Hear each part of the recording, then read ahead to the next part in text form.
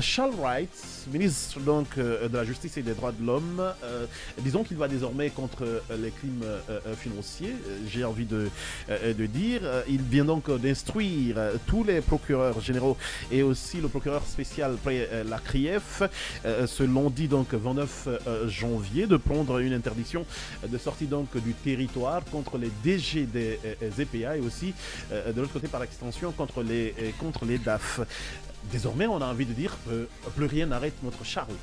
Justement, on a quand même suivi avec beaucoup d'attention cette vidéo de ministre Charles White. Ouais. Il a déjà rappelé qu'il c'était à l'occasion de la présentation du document de la politique pénale du gouvernement, ouais. Où il a dit que selon le code de procédure pénale, il était celui effectivement qui devrait mettre en œuvre cette politique pénale-là. Il a d'abord rappelé que cette politique pénale ne devrait pas être dirigée contre X ou Y, ouais. Et que c'était général et impersonnel. Maintenant, l'autre chose, à la suite de cela, il a quand même eu à dire également que cette situation des DAF, qu'il y aurait des poursuites sont engagées contre les DAF et les DG des EPA, les établissements publics administratifs. Notamment 33 DAF 33 et DAF. tous les DG. Voilà, il a dit que tous les départements étaient concernés. Vous voyez, même le secrétariat général, le secrétariat des affaires religieuses n'est pas épargné. Ah, et même la présidence. Et même la présidence, la Cour des comptes et même la Cour suprême. Tous ces DAF-là sont concernés. Donc, premièrement, la première lecture que je veux faire, c'est qu'ils sont poursuivis pour des faits présumés de corruption, de détournement et de concussion. On aime dire que la concussion, généralement, c'est le fait pour un agent public de percevoir un montant au-delà de ce qui est prévu. Donc, qui laisserait paraître des éléments de corruption et tout ce qui s'ensuit. D'accord. Maintenant, je veux dire que pourquoi aujourd'hui, particulièrement les DAF? Alors, est-ce que c'est en raison de la fonction qu'ils exercent? Parce que, entendez par DAF, directeur... Après, sincèrement, moi je veux dire, même pas pourquoi aujourd'hui les DAF, mais pourquoi les DAF d'ailleurs? Parce que pour moi, à ma petite connaissance, les DAF ne sont qu'exécutants. Hein? Derrière, ils exécutent ce que leur donne comme ordre les DG. Tu vois? Donc, je me vois bien Charles...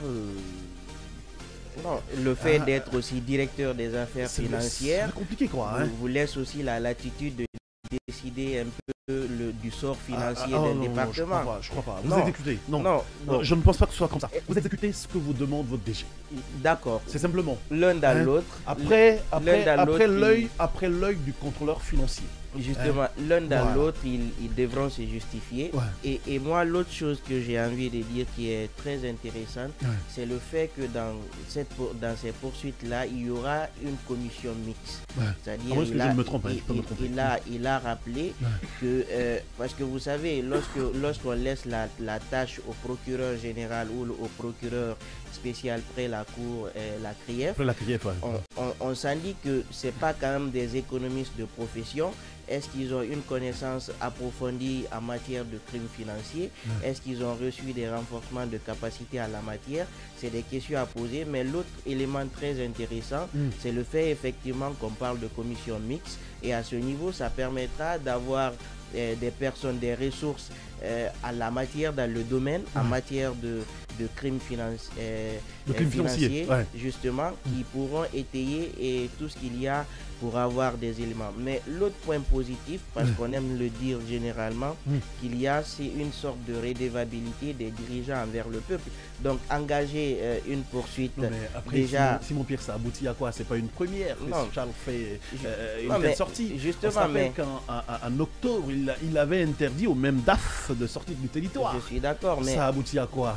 Non, mais en fait, le parquet ou le ministre de la Justice, en mettant en œuvre la politique pénale du gouvernement, ne définit pas d'office l'issue de la procédure. C'est parce qu'ils ont des éléments sur lesquels ils peuvent asseoir leurs suspicions qu'ils engagent une poursuite. Maintenant, encore une fois, c'est pas au ministre Charles White, encore moins le procureur spécial près la CRIEF qui rendra une décision. La décision sera rendue effectivement par un juge à la matière. Donc, engager déjà une poursuite, c'est un point positif parce qu'on estime qu'il y a des éléments sur lesquels les suspicions sont fondées. On va partir sur cette base.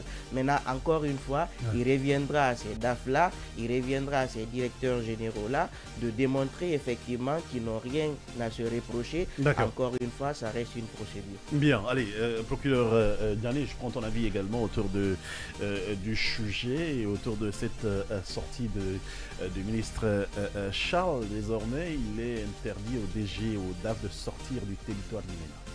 Oui, vous avez bien rappelé.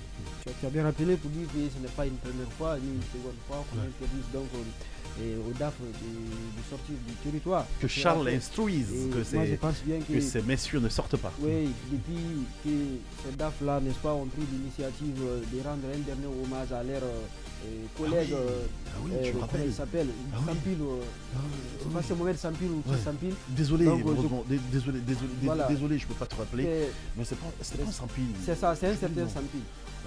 On va chercher ça rapidement. Ce DAF au ton de Alpha Condé qui est décédé. C'est vrai. Depuis qu'ils ont donc désolé de ne pas pouvoir t'aider là-dessus. C'est Mohamed Sampil. C'est Mohamed Sampil. D'accord. Donc de toutes les façons, c'est un Sampil. D'accord. Et on se souviendra quand même que c'est. Simon Pierre va chercher ça rapidement. Après cela, il y a eu une mise en œuvre d'un peloton spécial. Donc pour accabler ces DAF, ils ont tout de suite été rappelés à la présidente de la République où ils ont passé toute une journée arrêtés sans avoir accès à un manger ou bien quoi. Moi, j'aurais simplement dit qu'ils ont subi là-bas ce qu'on appelle une guette noire. Et donc Simon Pierre, peut-être il ne sait pas c'est quoi la guette noire, il va se demander si il a subi la révolution. Voilà, c'était Youssouf Sampil. Youssouf Sampil, très bien. Donc le décès de M. Youssouf Sampil ici, donc c'est la personne éduquée. Donc il y a eu vraiment assez de manœuvres pour pouvoir les inculper ici. C'est à ce moment ils ont été interpellés. On les a reproché, mise en branle de la machine judiciaire. Finalement en 2024, on se réveille avec donc la même procédure pour dire que bon, désormais on va accabler. Ils vont rester sur le territoire national. Tout ça là, c'est pas mauvais lorsque c'est fait avec bonne volonté. Lorsque la politique n'est pas divisée pour faire nuire à une catégorie de citoyens, comme lui-même il le dit. Mais moi je pense bien qu'il n'y a pas de sélection. C'est pas de sélection, mais j'ose croire où je parle avec conviction, c'est dirigé contre des catégories de personnes dont eux-mêmes les enquêtes livreront les jours à venir ici. Parce qu'il y a très récent ici, on est là, les journalistes, les lanceurs d'alerte ont quand même révélé, n'est-ce pas, du détournement des plus, bon même pas des détournements, mais quand même de l'achat par un DG, donc en notamment celui de la SONAP. De la SONAP. D'avoir acheté une villa aux États-Unis à coût d'1 million et quelques $. Donc si effectivement la politique pénale de la refondation consiste, n'est-ce pas, à ce qu'on appelle à arrêter ou à juguler ce qu'on appelle ici l'hémorragie financière, comme il a rappelé à Ali Touré, pour dire d'arrêter l'hémorragie financière ici. Je pense bien qu'on est à peu près, ça fait 2 semaines que les 1 million et quelques $ de la République de Guinée sont en train d'être consommés par un seul individu du côté des États-Unis ici. Moi, j'aurais cru que une enquête serait ouverte, ne serait-ce que c'est là, parce que c'est le minimum qu'on puisse faire. Donc, on m'apprend qu'une enquête est d'ailleurs ouverte du côté des États-Unis. Non, ça.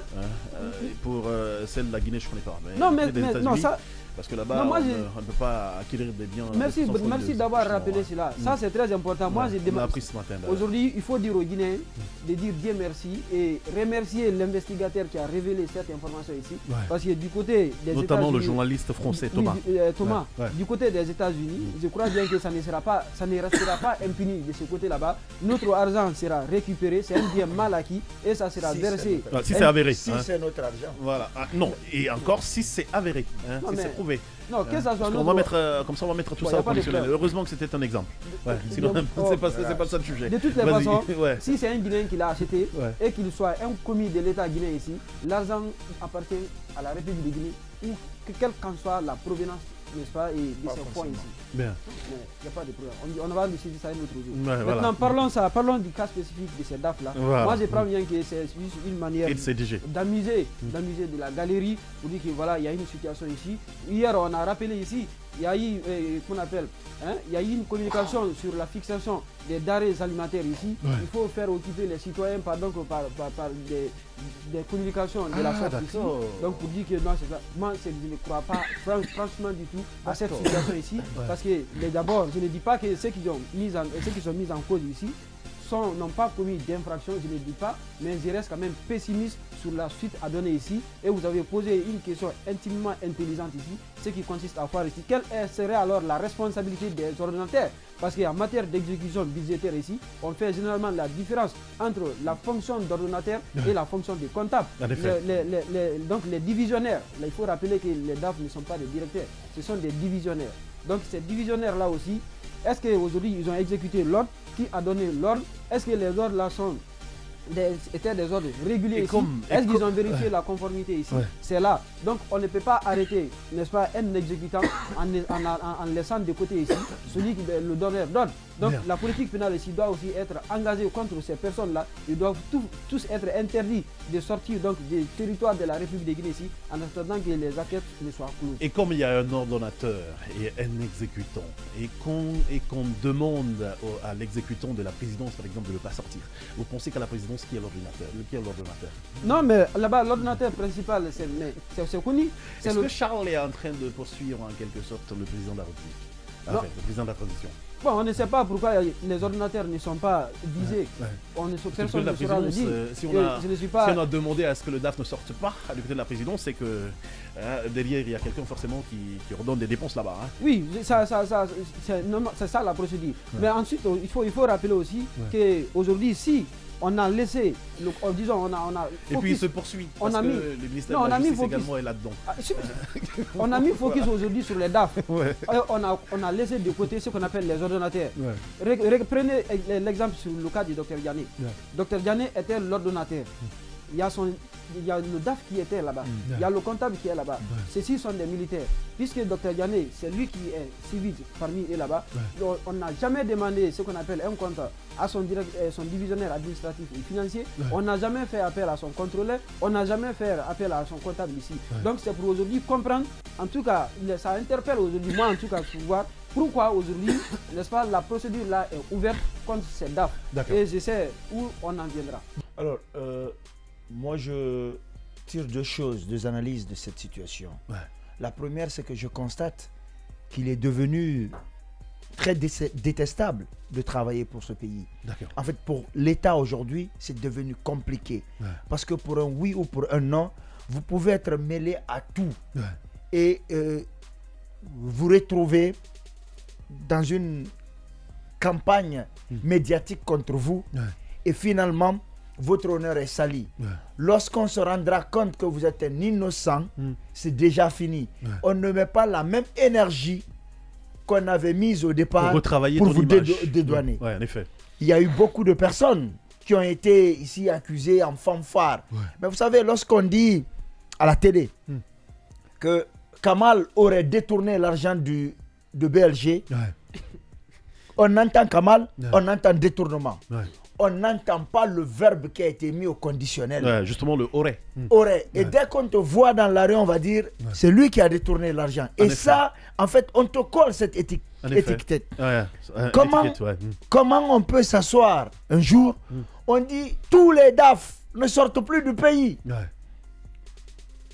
C'est sur la base de quoi un ministre peut décider d'appeler des gens et dire, voilà, les DAF ne sortent plus. Peut-être Simon Pierre le rappelait, peut-être qu'il a une. Non, mais c'est pas à lui de faire ça. S'il y a des informations, il y a une procédure. Je m'interrogeais de la place, la portée de la Cour des comptes. Il dit qu'il a donné des instructions fermes. Oui, mais justement, moi je me pose une question. Le juge d'instruction doit travailler en toute indépendance. Il a donné des instructions au juge. Il a donné des instructions. Donc il n'y a pas là d'indépendance. Non, parce qu'en fait, il peut donner des instructions sur la politique pénale au procureur, par exemple. Mais c'est au juge d'interdire aux citoyens de voyager, au juge d'instruction. Attention, il a donné des instructions au procureur, pas au juge. Il a donné des instructions aux procureurs généraux. De Conakry et de Cancan. D'accord, mais je veux bien que les juristes que nous avons sur ce plateau me disent si c'est au procureur d'interdire les voyages ou si c'est au juge. D'accord. Parce que si c'est le juge, là, je ne comprends plus rien. D'accord. Si c'est au procureur, là, on se demande quelle est la place du juge d'instruction. Ben voilà. Parce que chacun a... Le procureur peut poursuivre. Non, je suis d'accord. Mais quand il finit là, de compiler tout ce qu'il a, de prendre toutes les preuves, de réunir, merci du terme, il donne au juge qui regarde la crédibilité ou la consistance de ce qu'il a. En effet. Après, il dit, bon, lui, je classe ça sans suite. Non, l'affaire là, on peut la suivre. Mais on prend combien de personnes? Une trentaine de personnes. On dit, vous ne voyagez plus parce que vous serez des suppôts de Satan, etc., etc. Quand tu vois ça, tu te dis, celui qui est à l'étranger, qui a fini d'étudier, qui a envie d'aider son pays, comment il va voir ça? Il faut bien qu'on... C'est quand même flippant. Il ne faut pas qu'on... Comme l'a dit l'autre, c'est en partant d'un amalgame qu'on a fait des croix gammées. On sait que la croix gammée, ça symbolise le mal. On ne peut pas mettre tout le monde ici. Je faute dans Belgique, ce n'est pas ta faute. Il faut qu'on analyse les choses. Et sur la base, si on a des preuves aussi consistantes et qui sont de nature à justifier que des gens soient interdits de voyage, mais qu'on voit un juge. Mais si on met tout le monde, finalement, comment le pays est géré? Si tous les DAF sont corrompus, comment le pays est géré? Les DAF et les DG. Si tous les DAF, tous les DG sont corrompus, mais comment le pays est géré? Et l'autre chose, Simon a dit quelque chose de très important. Dis-moi. Parce qu'il a dit qu'on va mettre une commission mixte. Rappelle-le-moi. Commission mixte et que la CRIEF n'est pas suffisamment compétente en termes économiques. Ce ne sont pas des spécialistes. Donc on va mettre des gens qui comprennent la chose économique et qui viendront aider la CRIEF. D'accord. Mais je dis, il y a des jeunes déjà qui sont en prison. D'accord. En effet. Et qui ont été poursuivis, qui sont présentés devant la CRIEF. Quels sont les experts économiques? Justement. Les experts en économie. Justement, parce que c'est là qu'on reconnaît. Exactement. Ces experts-là sont dans la CRIEF qui pouvaient aider économiquement. Voilà. Ma deuxième impression donc sur cette sortie, c'est qu'il y a un aveu d'impuissance.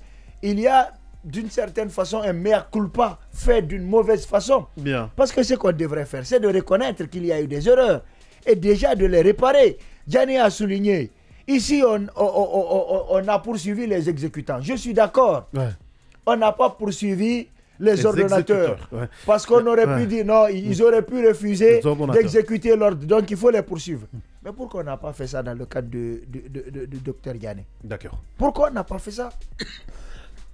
D'accord. C'est cette façon de faire qui m'amène à dire que c'est devenu compliqué de servir l'État.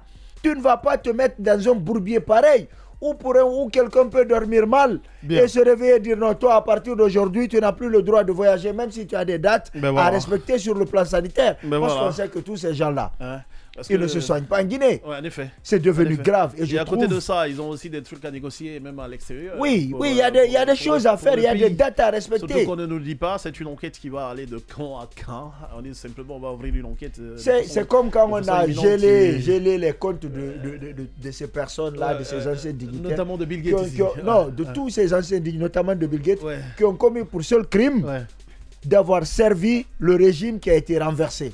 Et on dit à des pères de famille, à partir d'aujourd'hui, tu n'as plus accès à ton compte, en effet. même personnel.